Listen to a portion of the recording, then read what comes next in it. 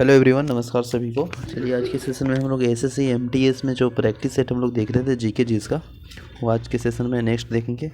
और काफ़ी इंपॉर्टेंट 25 प्रश्न है जीके जीएस का, जो कि सभी एग्जामिनेशन के लिए इंपॉर्टेंट है। CGL, CPU, CHSL, state exam और एमटीएस के लिए तो इंपॉर्टेंट है ही है।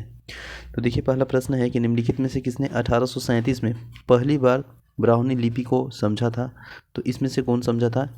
तो देखिए, ऑप्शन ए में दिया है जेम्स प्रीसेस, ऑप्शन बी है Alexander Cunningham, Johns Marshall, Dayaram Sahni. तो इसका राइट आंसर क्या हो जाएगा?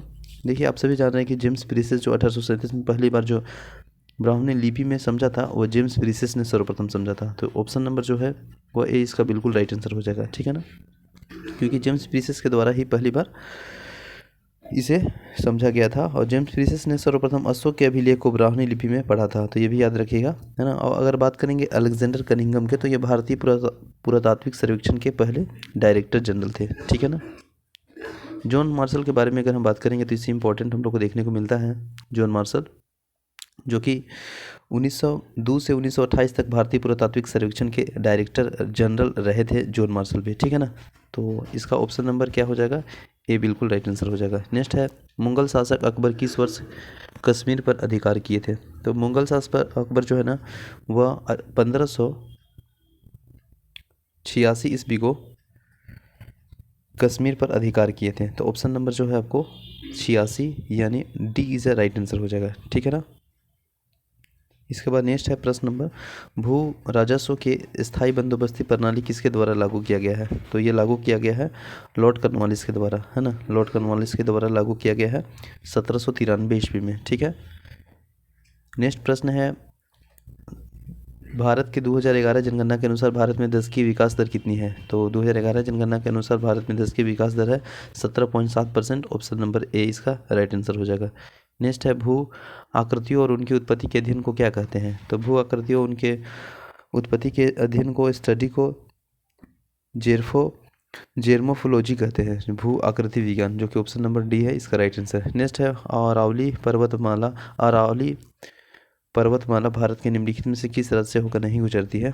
तो अरावली पर्वतमाला है जो भारत के महाराष्ट्र से होकर नहीं गुजरता है, जो कि ऑप्शन नंबर महाराष्ट्र सी है, वो इस प्रश्न का राइट आंसर हो जाएगा। बाकी आपको गुजरात, राजस्थान और हरियाणा से होकर गुजरता है, ठीक है ना।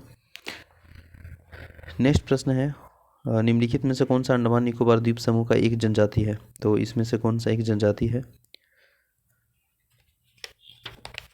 तो अंडमान निकोबार द्वीप समूह के जो एक जनजाति है उसका नाम है आपका जरवा, है ना। जरवा अंडमान निकोबार द्वीप की जनजाति है। और अंडमान निकोबार द्वीप समूह में पाई जाने वाली ये जनजाति शामिल जैसे और भी है, जैसे ओंजे है, जारवा है, सोमपेंस है, अंडमानी है, निकोबारी है और सेंट्री है। तो ये सभी आपको जारवा मिलाकर सब यहाँ अंडमान निकोबार द्वीप समूह के जनजाति है, ठीक है ना।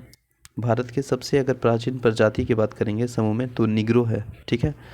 नेक्स्ट है, माथुरी लोक नृत्य निम्नलिखित में से किस राज्य में किया जाता है? तो माथुरी लोक नृत्य है ना, वो जो किया जाता है वो आपको तेलंगाना में, ऑप्शन नंबर डी। नेक्स्ट है, कलामंडल कल्याणी कट्टी, है ना, कुट्टी आमा खालिस्तान नृत्य शैली का एक भारतीय सांस्कृतिक नृत्यंगना थी, तो ये कहाँ की थी? तो ये थी आपको Mohiniyattam, option number D. Next है, कथक नृत्य के प्रतिनिधित्व बिरजू महाराज निम्नलिखित में से कौन से घराने से जुड़े हैं? तो ये जुड़े हैं लखनऊ घराने से। नेक्स्ट, भारतीय संविधान के किस अनुच्छेद के तहत सार्वजनिक नियोजन के मामले में अवसरों की समानता की गारंटी प्रदान की जाती है? तो ये की जाती है आपको आर्टिकल 16 में, है ना। आर्टिकल 16 में के तहत सार्वजनिक नियोजन के मामले के अवसरों की समानता की प्रदान की जाती है। तो ऑप्शन नंबर ए इस प्रश्न का राइट आंसर हो जाएगा। नेक्स्ट है, निम्नलिखित में से कौन सा मानव गतिविधि एवं सभ्यता के प्राक ऐतिहासिक काल का सही कालानुक्रम है? तो सही कालानुक्रम है जो है आपका पूरा पाषाण काल, मध्य पाषाण काल और नवपाषाण काल, ऑप्शन नंबर ए। नेक्स्ट है, भारत के सूखा प्रबंधन क्षेत्र के कार्यक्रम जिस पंचवर्षीय योजना की अवधि के दौरान शुरू किया गया था, तो ये किया गया था आपको चौथी पंचवर्षीय योजना के तहत, है ना। चौथी पंचवर्षीय योजना के तहत 1959 से 74 तक की गई थी, ठीक है। नेक्स्ट प्रश्न है, जनसांख्यिकी संक्रमण निम्नलिखित में से किस रूप में वर्णित किया गया है? तो ये जो किया गया है वो आपको एक समय के बाद समाज की जनसंख्या में परिवर्तन का एक प्रक्रिया है। नेक्स्ट है, प्रतिनिधित्व सुनाई देती है जब परावर्तक पृष्ठ का, है ना, जब परावर्तक पृष्ठ का क्षेत्रफल अधिक हो। Option number B. नेक्स्ट है, कपड़ों के साफ करने में साबुन सहायक होता है, क्योंकि साबुन, है ना, कपड़ों को साफ करने में सहायक होता है, क्योंकि साबुन या विलयन का पृष्ठ तनाव कम कर देता है, जिसके कारण जल में जो साबुन की डालने की जो पृष्ठ तनाव होती है वो घट जाता है, ठीक है ना। और साबुन के अणु कपड़े के अंदर प्रवेश करके गंदगी को बाहर निकालने में सहायता करती है, ठीक है ना। तो कपड़े धोने के साबुन को उच्च वसीय अम्ल का सोडियम लवण होता है। तो ऑप्शन नंबर जो है इसका बिल्कुल डी इस प्रश्न का राइट, ठीक है। तो इसका राइट आंसर हो जाएगा, कपड़ों को साफ करने के लिए साबुन की सहायता होती है, क्योंकि ये विलयन पृष्ठ तनाव का कम कर देता है। तो ऑप्शन नंबर डी। नेक्स्ट है, एम्फीबियन पौधे के निम्नलिखित में से किस समूह में रखा जाता है। तो एम्फीबियन पौधे को निम्नलिखित में से बायोफाइटा में रखा जाता है। Option number B. नेक्स्ट प्रश्न है, उन निम्नलिखित राज्यों में से किस राज्य में केम्बुल लमजाओ राष्ट्रीय उद्यान है। तो केम्बुल लमजाओ राष्ट्रीय उद्यान मणिपुर में है। ये विश्व का एकमात्र तैरता हुआ राष्ट्रीय उद्यान है ना। बाकी सिक्किम जो है, सिक्किम में काजीरंगा देखने को मिलेगा, ठीक है ना। नागालैंड में आपको देखने को मिलेगा क्या चाहिए, इटाकी राष्ट्रीय उद्यान नागालैंड में स्थित है, ठीक है ना। अरुणाचल प्रदेश में देखने को मिलेगा माउलिंग नामदफा, ठीक है। वह पुस्तक जिसके सभी लुप्त प्राय जानवरों के पौधों रिकॉर्ड की जाती है उसे रेड डाटा बुक कहते हैं, ठीक है ना। रेड डाटा बुक कहते हैं। Option number B. नेक्स्ट है, भारत के अलावा इनमें से किस देश के राष्ट्रीय खेल मैदानी हॉकी है। तो वह आपका है Pakistan. Option number B. Next प्रश्न है, 28 नवंबर 2022 को भारतीय ओलंपिक संघ के पहली महिला अध्यक्ष किसे चुना गया। तो वह चुना गया था ऑप्शन नंबर पीटी उषा को। Option number D.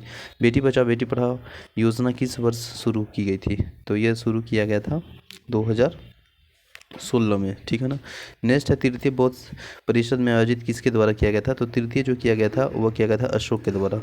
पंच सिद्धांतिका पुस्तक निम्न में से किसकी रचना है। तो ये जो रचना है वो आपका वराह मिहिर का है। Option number B. नेक्स्ट है, पृथ्वी के वायुमंडल के अनुमानित रूप से कितने प्रतिशत आर्गन है। तो यह कितने प्रतिशत आर्गन है। तो 1% आर्गन है। नाइट्रोजन 78.08 है, ऑक्सीजन 20.95 है ना। आर्गन 0.93 है, लेकिन यहाँ पे पूछ रहा था आर्गन है तो 0.9, ऑप्शन में ओवरऑल 1% ही आएगा। तो option number A right answer हो, ऑप्शन नंबर ए हो जाएगा, यानी 1%। तो आई होप सेशन अच्छा लगा होगा तो लाइक कीजिएगा। मिलते हैं नेक्स्ट वीडियो में।